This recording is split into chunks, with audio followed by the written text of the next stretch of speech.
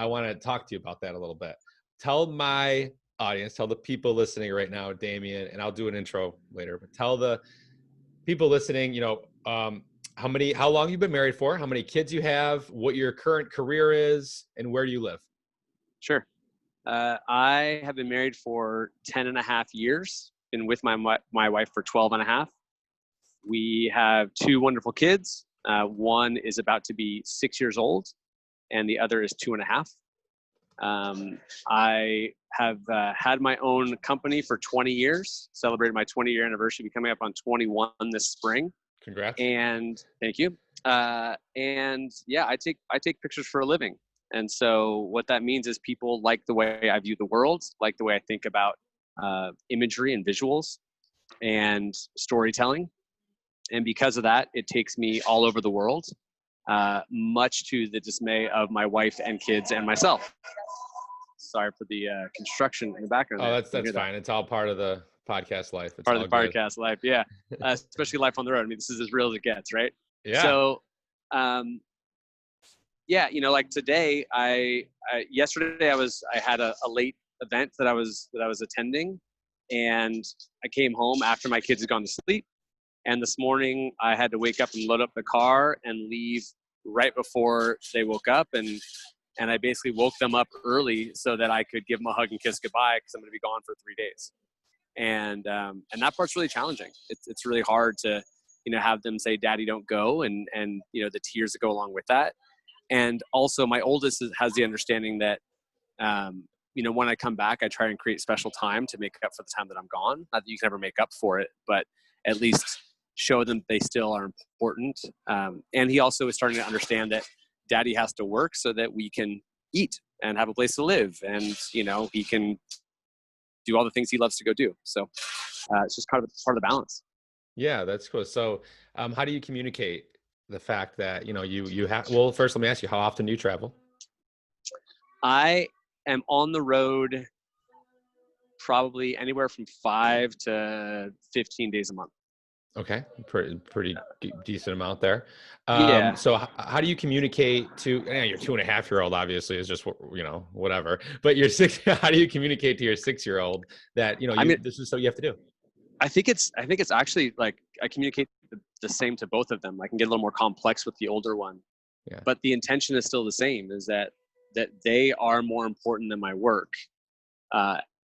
And sometimes I still have to go to work. And it's a tricky balance for them to understand that, because conceptually they don't know what money is, and they don't understand that we have to, produce it so that we can live. I think as long as the intention, I grew up without a dad. And so one of my uncles is a big male influence in my life. And one of the things he said early on is, with kids, you just love them. Just love. Like if that's the basis of everything you do with them, you're going to win. You're going to make mistakes. You're going to have your failures. Of course, we all do. I fail, 30 times a week, like easily. But I always try and have my actions stem from a point of love. And so when I hug them tight and I kiss them until they push me away, and I, just surround them with as much of that as possible, they understand that Daddy is emotionally there. And Daddy has to leave. And when I do, I FaceTime and I make sure that I check in before bedtime. It's really hysterical. It's become kind of a thing on set where we'll stop production for 5 minutes so I can say goodnight to my kids. And now they always want to talk to the talent, see who's there, see who's, around. They want to say hi to everybody. So my assistants and hair and makeup artists that I work with a lot, they get to say goodnight to, and they know them now. And it's always somebody random that they're saying goodnight to on the phone, whether it's a model or a celebrity or a mechanic or whoever. It's just kind of the way it works out. Yeah, they probably tell their friends about it and stuff. That's cool. That's neat, and that sounds like a great dynamic that you've created and you've been open. I love that. Well, let me ask you this: so you said you grew up without a dad. Did that create more of like a feminine energy inside of you? Obviously masculine too, but because I've had a lot. Well, before you answer that, I've had a lot of these interviews, right, with men, high performing men that work pretty hard and they have families. And, there's asking them, when's the last time you cried, things like that. Like, I don't know, I can't remember, so there's a lot of the feminine energy missing. I already asked you, so go ahead and answer Yeah, that. I'm probably the opposite of that. I was raised by 4 females primarily. My mother, my aunt, my grandmother, my great grandmother, and my grandfather was around. So I got this. I think I got the balance of this very old school East Coast, first generation American work ethic and understanding of sometimes you just got to shut your mouth and get to work from him. But I also, the first time, like my earliest memory of crying at a movie, I think I was like 9 years old. And like my mom and I sat up watching Beaches, and we had piles of tissue in front of us just because it was, that type of thing. I cry all the time. I cry at, commercials. I cry at, I'll watch a YouTube video and cry 4 times a day. Like I have very, very open access to that side of my emotions. And it's a big benefit in the work that I do. The weird, dichotomy of who I am is I was also a professional athlete in the past. So I have quick access to a hyper competitive side, and one that spent a lot of time growing up in a very masculine machismo type of environment, which I just never really understood. Really? I can go out and compete and we can throw down and get after it, but I'd also rather hug you at the end, than talk shit, or walk away, so and I think that definitely comes from the female influence in my life for sure. Yeah, that's so interesting to hear. I haven't talked to anybody in that situation yet. So just, realizing how much of how we were raised and who was surrounding us is kind of creates, our emotional boundaries per se. Absolutely. I think our normal is created by our environment. So whatever our quote unquote normal is comes down to what we're exposed to on a regular basis. My wife and I talk about the power dynamic between men and women in a house. And I am a very outspoken person. I talk a lot. And that's just who I am. It's how I was raised. And in our household, we actively pursue dialogues where I get quiet and defer to my wife so that my boys can grow up understanding that it should be a shared and equal perspective between a male and a female. More so that as they enter, more schooling and adolescence and adulthood, that they don't look at the power dynamic as men should have power over the females, but it should be an equal balance. And those are conversations that my wife and I have, that things that we actually continue to pursue, because I feel that I have a very healthy, balanced perspective on life because of it. Aside from the fact that I don't have many male friends, because a lot of guys don't necessarily quickly connect to somebody that, is a open crier and an emotional person and, would rather hug, even if we are, competitive with one another or whatever else. So. Sure. Interesting. Yeah. And I, being on the road and, I have my wife's a stay-at-home mom. Is your wife stay at home? Okay. And, so I'm curious, do you get calls from, like, sometimes the phone calls that you get or FaceTimes, just like, these kids, I don't know what to do with them today. I wish you were home. I wish you were here. Does that happen?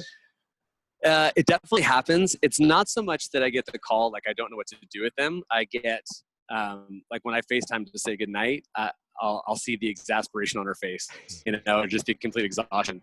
I have 2 boys who are very boy. They're a lot of boy energy. They're very sweet and loving and kind, and we try to cultivate that. But after dinner, they strip off their clothes and run around and have naked time and go nuts. And it sounds like a herd of elephants is running through the house, just because that's just what they do. They're full, like, not quite Lord of the Flies, but not far off. Like they're after it. And sometimes my wife looks at me and just goes, "What are they doing?" I'm like, "I don't know. I was raised by girls. I don't get it." But it's been really fun to watch boy energy in its like true natural state. And then I can start to pick up on those characteristics within myself and go, oh, that's latent DNA versus environmental rearing that's, coming to light. So it's fun for sure. That's so cool. That's neat. Yeah. Yeah, the universe bless you with two boys, so you can, that's to see that maybe, and to learn from that. And sometimes our Yeah. kids teach us more than we teach them. Honestly, right? That's pretty Absolutely. cool. I posted about that on Facebook the other day. I was thinking, Oh, maybe our role as parents is not so much to teach them and uh, to correct them, but I like to think of parenting as like we're the bumpers on bumper bowling. Like you just kind of keep them going in a general direction, right? And if they get too far off the path, you just give them a little nudge back towards the middle, rather than controlling the exact path that they're going to take. I think that there's so much for us to learn from our children. yeah. They'll tell you everything that you need to know as a parent, if you give them a safe environment to open up and talk to them about stuff. My 5-year-old, almost 6-year-old recently said, I just remind him every now and again. I said, hey, bud, you can talk to me about anything, any questions, anything you want to tell daddy, whatever. I'll ask him how I can be a better dad for him. And he recently said that he wants me to say no less. Like I say no too much. And I had to look myself in the mirror and say, okay, why am I doing that? Where's that coming from? And it comes from the unhealthy balance between trying to be a parent and trying to be an efficient entrepreneur at the same time. I don't feel that they can be done hand in hand. I think that you have to be present when you're with a child. You have to connect to them. And when you are focused on the 17 other things that you need to accomplish, or the timeline or the deadline or whatever else is coming up, we try and rush children through a process. And when we rush them, it leads to a lot more, no, not right now. No, we can't do that. Or no, I'll tell you about that later.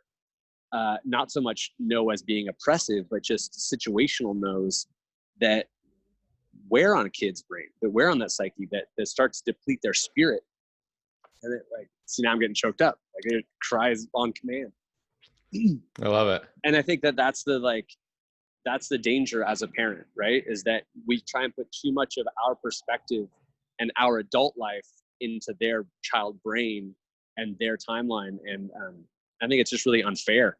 We need to let them be more whimsical, and let them divert the conversation 7 times between, hey, hey, Dad, I'm hungry. Can you give me something to eat? Sure. And then you get up to get them something to eat.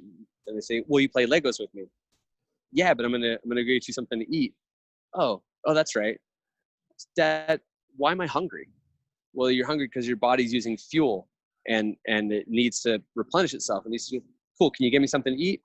Yeah, I was on my way there to get you something when you talked to me about the Legos. Oh yeah. You want to play Legos? Yes, but I wanted to get the food. Oh yeah, I'm hungry. Why am I hungry again? You're like, oh my gosh, what's going on? You're just trapped in this vortex. But it's just the child brain. They bounce from topic to topic because there's curiosity and there's wonderment and there's excitement. And we put our adult, efficient, entrepreneur brain on them, and it's an incompatible balance. So That's actually very, I love the way you said that. I do. And it's because if you're in that rush mode, or we could call it that, where you're thinking about the other things you have to do. So you're, if that situation happens, where they're making those back and forth, you're going to feel annoyed. You're going to start to get really anxious, and then it's just going to lead to just nothing good. Nothing good. Nothing good happens when a parent is short with their child. Yeah. Right. And we're short, usually not because of them, but because of what we have going on. Right. And that's so true. Yeah, that's so true. And how did you become aware of this? Was it more of just because through your experience talking with your wife? I mean, what is it about? I think that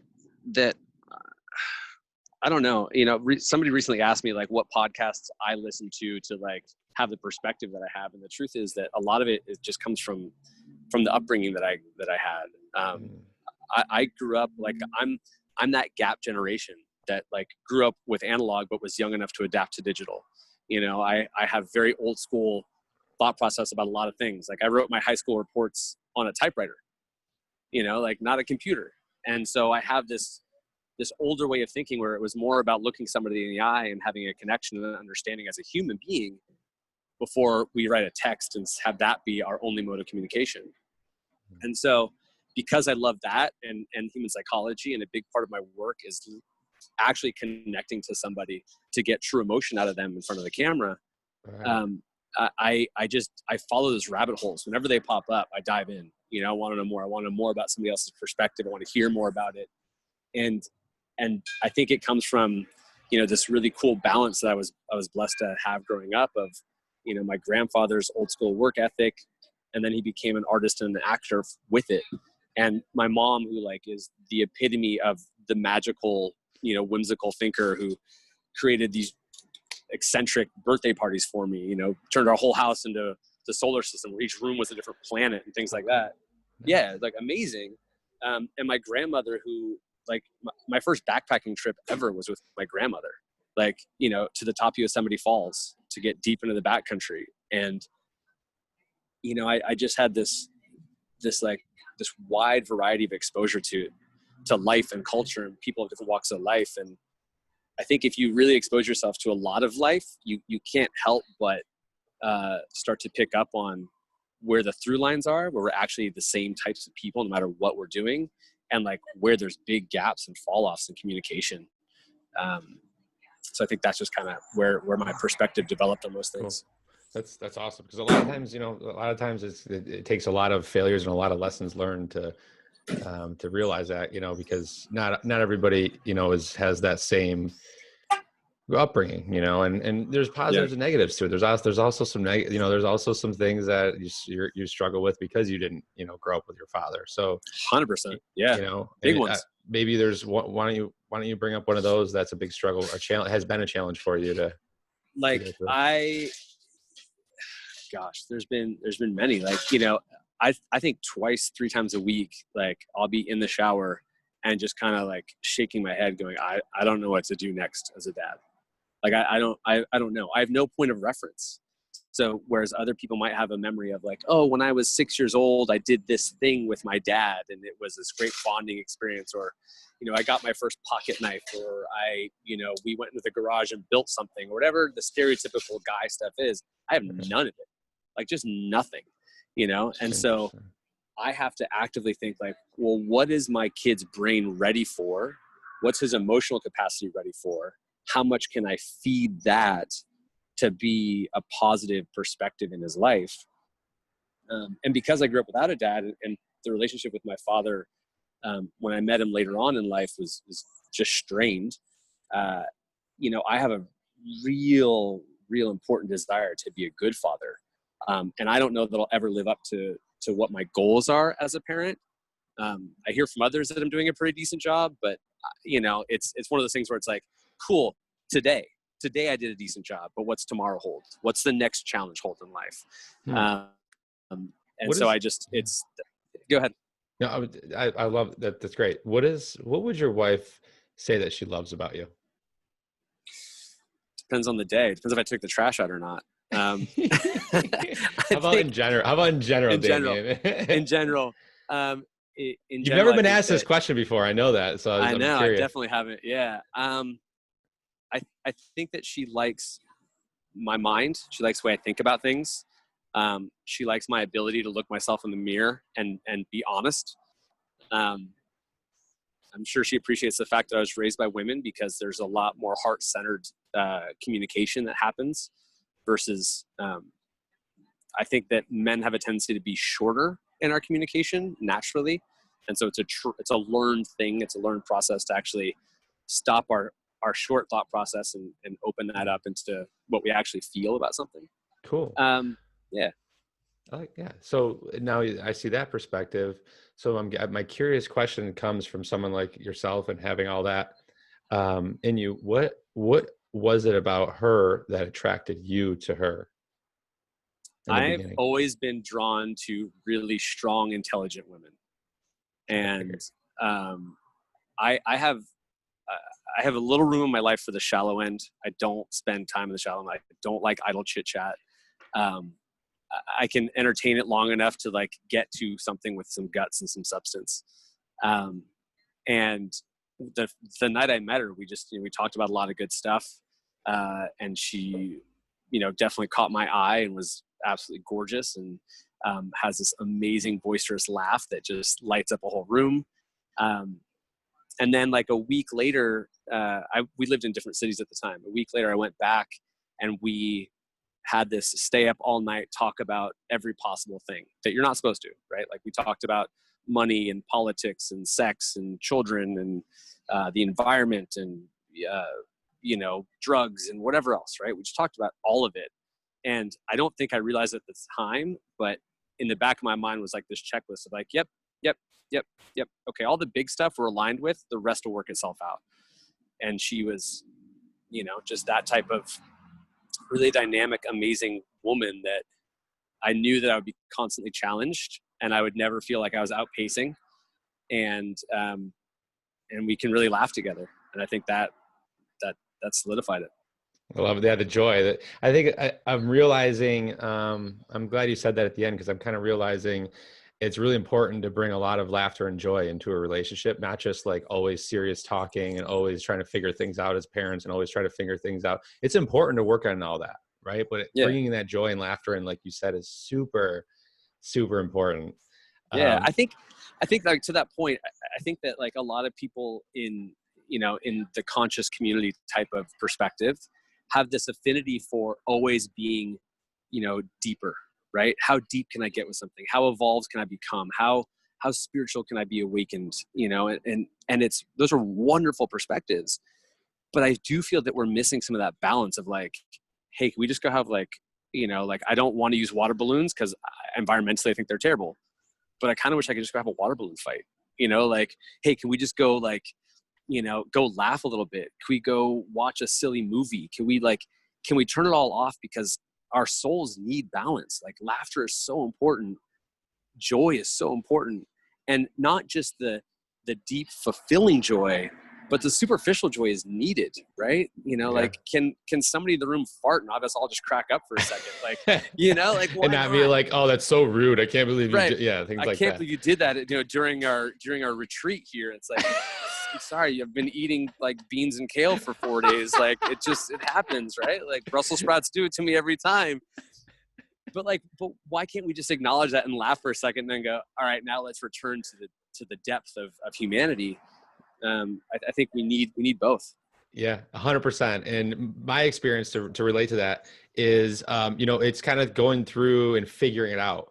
Because I went through a real deep phase where I was like just very deep, very meditative state, deep into books, learning, trying to figure things out, right? And then I realized, okay, this is not how I want to live in this like constantly. Like I need the joy, I need the weird shit in my life, I need the fun, on top of that too. So that's really cool that you said that. And sometimes it just takes us a little different times to figure that out, for sure. I think we need both, right? We absolutely need both. And I think like, I'm not saying it needs to be a 50-50 split, but you need to be able to stop. And I think I don't think it should be segmented time for those things. We should enjoy the roller coaster, we should enjoy a moment where we talk over each other. Like, I'm not being disrespectful. I was so excited about what you said. I needed to share. Right. And we need to laugh at that instead of, shun somebody because, they didn't completely hold space to be an attentive listener to your energy in that moment, which at times, sure, but we need both. I think culturally our culture tends to do the pendulum thing, right? We go so heavy into one thing that we lose sight of the other side, and then we have to swing back the other way. And I'm just constantly searching for like, let's just ride the wave, right? Like we need all sides all the time. Yeah. Like a flow almost. So, this is a shorter conversation. So don't think I'm like trying to jump all over the place. I just want to ask you certain things. I love it. All right, cool. I want to ask you, as I said that, I had a question in mind. Being scared of something, you're the primary breadwinner. She's stay-at-home mom. There's some feelings in that, right? On both sides. She might be envious because you get to get out and do things. And she might even express that to you, right? And gets jealous sometimes, and it's a hard thing for her to deal with. And then, what are you going through emotionally? Like, do you feel a lot of pressure? Do you sometimes wish that she had a full-time job to help out? I mean, what goes through your mind sometimes? I'm curious. I think like it's important to state that I will never fully understand where she's coming from. and she will never fully understand where I'm coming from. And so we both, like all husbands and wives and spouses in general, we have the life that we live, and we try and share that with our spouse, and it doesn't always line up. Our perspectives don't always line up. You know, as we all know, there's three sides to every truth: your version, my version, what actually happened. And so I think that we have to understand that before we start the dialogue, because if we don't, then we're coming at it from like, oh, well, I think this. No, I have my side of the story and she has hers. That being said, yeah, there's times where she's like, oh yeah, you got to go out, you know? Oh, you went to New York for 5 days. And I was like, yeah, but it was work. And she's like, yeah, but it wasn't all work. Like, no, it's not all work. And part of what I have to do to be able to do my job well is to stop and turn it off. And because I'm an entrepreneur, you know, every conversation potentially is the one that is the next client. Not that I'm constantly looking at people as potential clients, but there might be value for either one of us to actually collaborate on something. And so because of that, there's always a thought process. There's always a wheel turning, at least one wheel turning, you know, in our brains about all these things all the time. It doesn't stop. Yeah. You know, early on in our relationship, I had the very dumb thought of, you know, I go out and I work and I come home and my time off is doing your job, right? Like, is being home and attentive and taking care of the house and take care of the kids and all that stuff. But like, it's not that simple. It's not that black and white. You know, it's my job is to go out and do what I do and come home and find the balance. And it quickly changed into, I get to come home and participate with the kids. I get to come home and help take care of the house and give you a break and all those things. And she has a hard time allowing herself those breaks, even though we build it into the schedule. And we're guilty of not doing it enough, but we're trying to build more time for her to just step away. You know, as the boys get older, it's easier. It's easier to say, cool, just take off for an afternoon. You know, yeah, more ladies' nights. Go take a day. Go take a weekend with a friend, right? Like, I got this. The tricky thing will always be the fact that I'm freelance. So, you know, a client could call tomorrow and say, we need you in Indonesia. And okay, I love you all. I pack up my stuff and I hop on a plane, you know? And so that's the challenge. Yeah, I do that. I could imagine that. Do you ever say no to projects right now? Do you ever say no to projects based on some things that are happening in your family? I have more in the past. I say yes to most things now because I've cultivated a body of work that is the type of work I want to be producing. So I don't really get calls for work that's like, oh yeah, that sounds like I'm not the right fit for it, or what a terrible job, or oh, that just sounds like a lot of work with no joy. Yeah. And the truth is that, like, if it was a lot of work with no joy and it didn't fit my style and it wasn't the best client to work for, I would say no. Probably 9 times out of 10. And at a certain point, I think it'd be silly to not recognize the fact that, like, I am the sole breadwinner. I am freelance. So if you put a certain stack of money on the table, even if all those other things don't line up, like, yeah, I'll suck it up and go work that job for my family, you know? And luckily at this point in my career, 20 years in, people call me for the stuff that I enjoy doing. So yeah, that makes sense. I have a curious question. You don't have to answer if you don't want to, but are there projects that those are always the good ones? I'm like, okay. Well, I don't know if are there projects, because you get a call like that, and your wife you guys maybe had a dinner date scheduled, or you had something or like you were going to go to somewhere with the kids locally, or something was going, and then you're like, well, this project's big, it's a lot of money. Has she ever said like, no, I don't want you to go, and you're like, well, I'm sorry, but you don't understand, I have to? This is not anymore. Okay. There's been times in the past where it's happened. Not so much she didn't want me to, but just she has become protective over the time that we say is family time. And I try and do a really good job of, we have young kids, so they eat at 5:30. So I try really hard to be with them for dinner 7 days a week when I'm in town. Yeah. And even if it means I stop and we do dinner and we do playtime and bath time, and then we get into bed and I help tuck them in and then I resume work afterwards, I try and hold that space sacred. Cool. It doesn't always work out, but I try. Yeah. And That's what matters. Yeah. That's great. yeah. And again, like, if you come from a place of love and I think really what it is, like, sometimes I'm very guilty of being stuck in my head. I get into a flow of work and I'm just cranking through something, and I don't take the 30 seconds is all it takes to communicate to my family, like, hey, I'm in a really good flow. I need to keep working. And she goes, okay. Because I don't do it often anymore.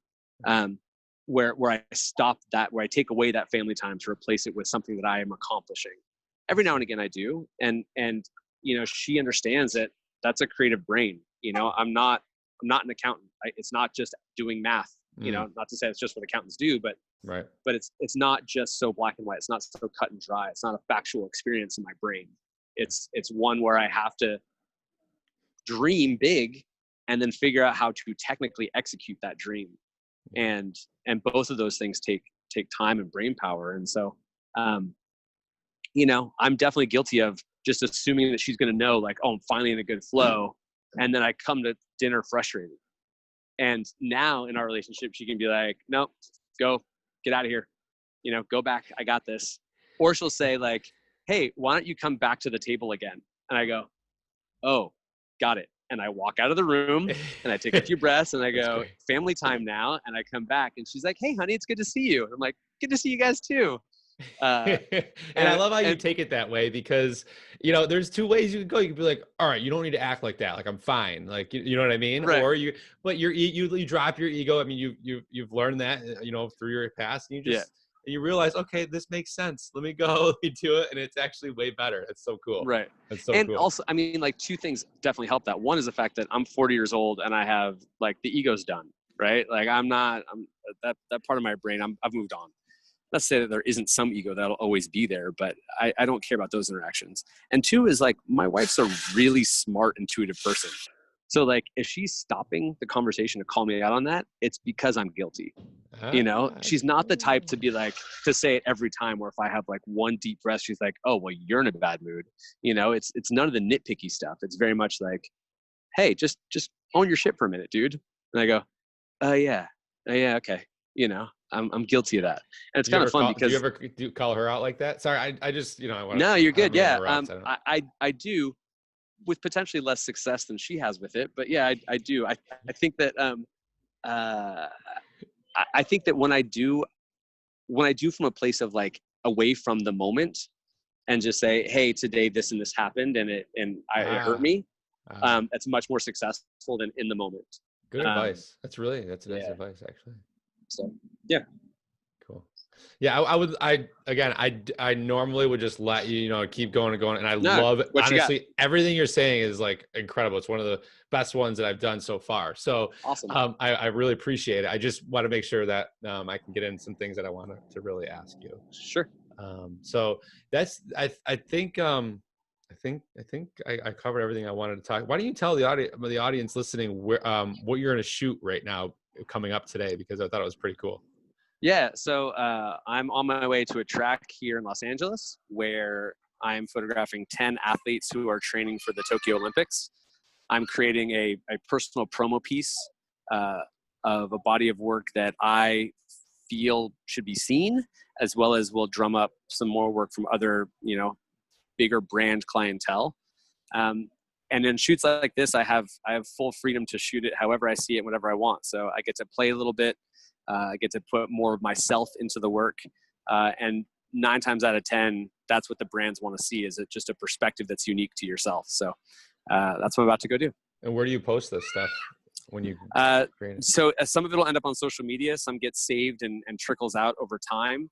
And then a lot of it is direct target marketed email and print promo pieces sent directly to ad agencies, big brands with in-house creative and all that stuff. Cool, man. All right. Well, Damien, one last question here. Sure.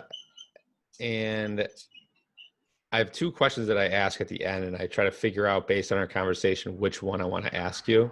You want to ask me both, don't you? No, I think the one I want to ask you is, we don't get a lot of room on our tombstone, right? And right now, where you are in life, and what you've gone through and what you're trying to accomplish and your goals, what would you want that to say on Damien's tombstone? So I will play by the rules, but I will tell you that I don't want a tombstone, first of all. I don't want to be stuck in a spot. I don't want to be, I don't want one plaque somewhere that is supposed to embody all of who I am. I think that's a silly concept. I think we're much more than one phrase or whatever. That being said, my favorite quote would probably go on there, and that is, "Be the water, not the stone." And that's a simple quote. Did someone Simple say quote. that? Was it who said that? So I can't remember if I read it. I've been reading Taoist writings for a long time. I can't remember if I read it somewhere in there or if it was something that popped into my head. I have no idea. So if somebody knows, please correct me. Find it written down somewhere. The basis of it is this: is that water to me is the most incredible, powerful element. When it can, it falls at rest and lays completely still and totally placid. And when it starts to move, if it approaches something that's too stubborn or too hard to move, it just simply goes around. It doesn't get angry about it. It just keeps moving. And when it reaches something that it can't go around, sorry, helicopter. When it reaches something that it can't go around but it needs to keep going, it just breaks through it, you know? When it freezes, it becomes something that can cut through mountains. And when it boils, it becomes steam that just takes on a new form and eventually comes back to being water again in rain. So to me, it's just kind of the perspective on life is going to continually put things in front of you that don't fit you. That doesn't mean that you have to fit it either. You can simply just adapt and flow and keep being yourself. I love it. That's a great explanation. That's a great quote. That's cool. I like it. Thanks, Thank man. you. Thank you. Absolutely. Not that I know what a great quote is, but I just like it. Hey, I'm taking it. I'll take any compliment I can. I'm in. Thanks, Damien. I appreciate it. Absolutely, great. man. I'll stop this here.